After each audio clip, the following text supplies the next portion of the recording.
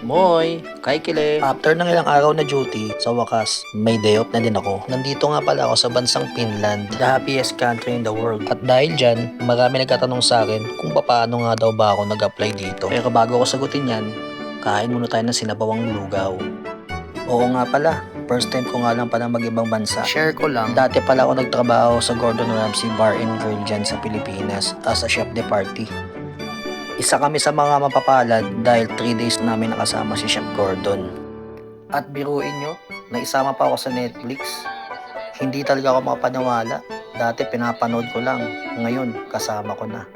Sa Netflix pa. Pogi, di ba?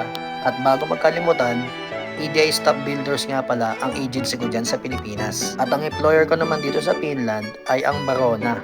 At sa mga nagtatanong kung mayroon daw ba akong ginastos, wala pa akong binayarang placement fee dito. Ang tanging ginastos ko lang is yung medical at yung mga requirements na kailangan. Feel na feel talaga dito yung tinatawag nilang work-life balance. Biruin nyo, 2 days off a week, tapos double pay every Sunday. Libre pa ang pag-aaral ng mga bata simula grade 1 hanggang high school. At napakaganda pa ng healthcare nila dito. O siya, maraming salamat sa mga sumuporta. At kung may mga katanungan kayo, i-comment nyo lang dyan sa baba. At huwag niyong kakalimutan, please like and share. Bye-bye!